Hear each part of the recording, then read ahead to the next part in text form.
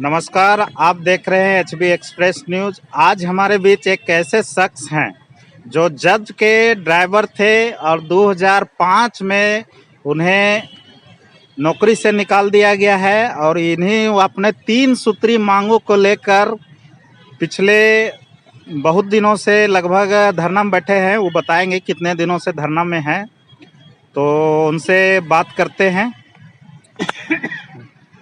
हाँ, तो आप बताइए सबसे पहले कि कितना दिन से धरना में बैठे हुए हैं। देखिए 20 जुलाई 2022 से मैं अनवरत धरना में यहाँ राजभवन के समक्ष बैठा हूँ। तो आपकी मांगे क्या क्या है? मेरे नाम से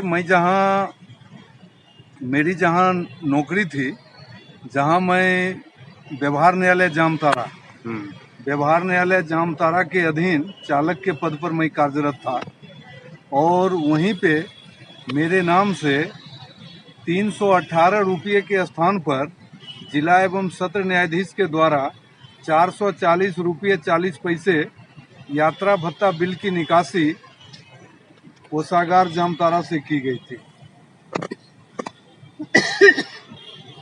और मुझे दबाव दिया जाने लगा कि आप इसे प्राप्त कर लें, परंतु मैं जानता था कि अगर मैं प्राप्त करता हूं तो मुझे साजिश का शिकार बनाया जाएगा, जिस कारण से मैंने उसको प्राप्त नहीं किया।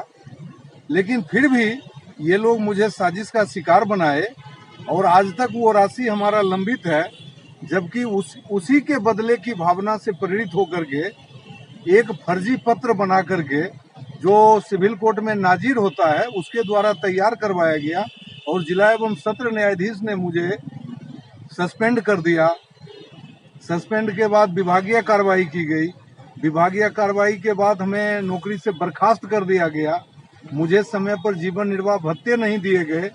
इन तमाम बातों से मुझे काफ़ी प्रताड़ित किया गया और उससे व्यथित होकर के मैं जब उच्च न्यायालय में 2006 में WPS 3795/2006 दाखिल किया तो उस WPS 3795/2006 पर माननीय न्यायमूर्ति न्यायाधीश दीपक रोशन जी के द्वारा अक्टूबर महीने में एक आदेश निर्गत किया गया।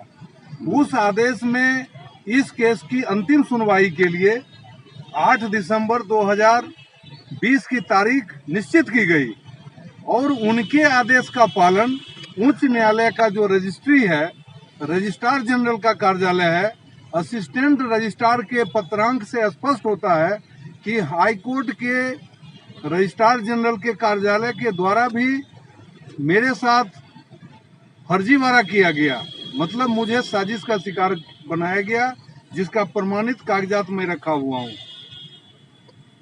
जब दीपक रोशन के द्वारा अंतिम तिथि, माननीय न्यायमूर्ति दीपक रोशन के द्वारा अंतिम तिथि निर्धारित की गई तो उस पत्र को मुझे भेजने में इतना विलंब क्यों किया गया? आप इस पत्र को देखें। ये पत्र है assistant registrar Jharkhand high court का। जब 8 दिसंबर का तिथि निर्धारित था तो 4 दिसंबर को ये पत्र तैयार किया गया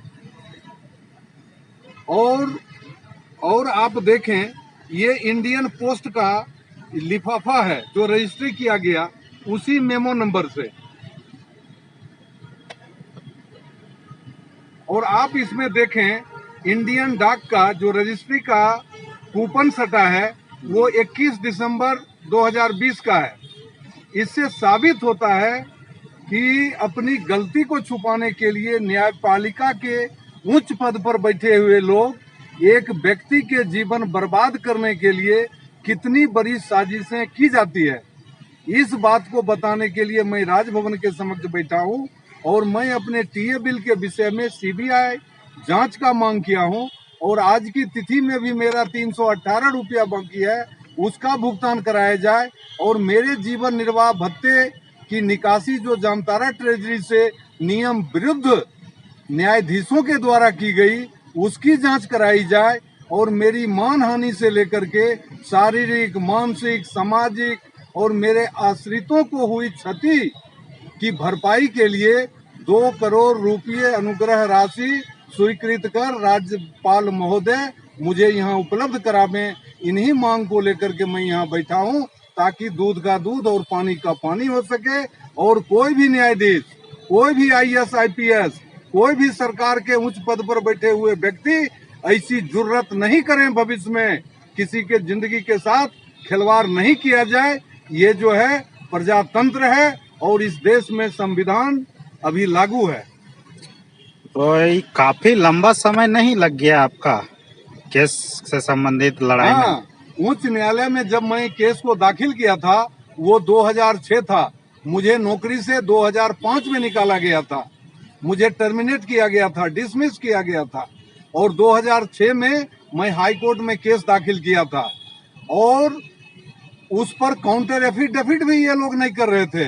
लेकिन एक मुख्य न्यायाधीश दक्षिण तरफ के कोई आए थे जो बहुत ईमानदार कहे जाते थे, उन्होंने एक पत्र जारी किया था कि कितने ऐसे मामले हैं जिसमें जुडिशियल ऑफिसर, मतलब जुडिशरी के लोग पार्टी बने हुए हैं।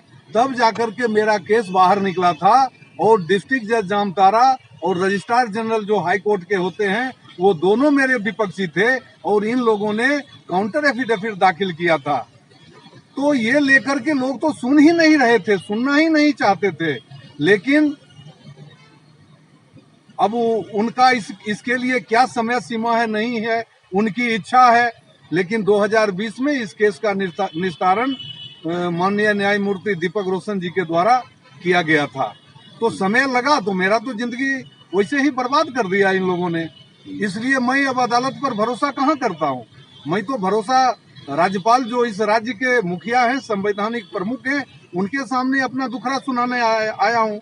1 महीना से ज्यादा समय बीत चुका है। अगर इनके स्तर से भी संज्ञान नहीं लिया जाता है तो मैं केंद्र सरकार, सुप्रीम कोर्ट और राष्ट्रपति और प्रधानमंत्री कार्यालय का रुख करूंगा। चलिए ठीक है, अपना परिचय बता दीजिए। मेरा परिचय है, मैं डिसमिस हूँ। मैं ड्राइवर के पद पर कार्यरत था। वर्तमान में मैं यहाँ अपने हक अधिकार के लिए लड़ाई लड़ रहा हूँ। यहीं मोराबादी में मैं रहता हूँ। मैं बचपन से रांची में ही रहा। मेरे पिताजी यहाँ पर एक प्राइवेट कंपनी में काम करते थे। मैं रांची का एक शिक्षित बेरोजगार युवक था, और मुझे हाईकोर्ट के वैकेंसी से ये नौकरी हुई थी। मैं रांची में वर्तमान में मोराबादी में ही रहता हूँ। नाम? बम शंभू दत्त मिश्रा।